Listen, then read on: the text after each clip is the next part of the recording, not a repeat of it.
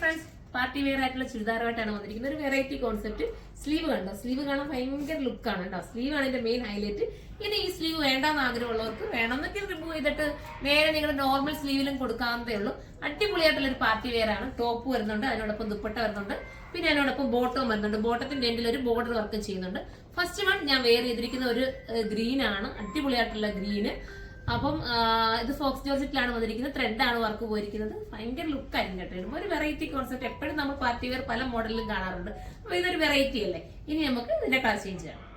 അടുത്തത് വരുന്നത് അടിപൊളിയായിട്ടുള്ള വൈറ്റ് ആണ്. വൈറ്റിന്റെ കാര്യം ഞാൻ പറയേണ്ട കാര്യമുണ്ടോ? ഒരു വെറൈറ്റി കോൺസെപ്റ്റ് ആയിരിക്കും.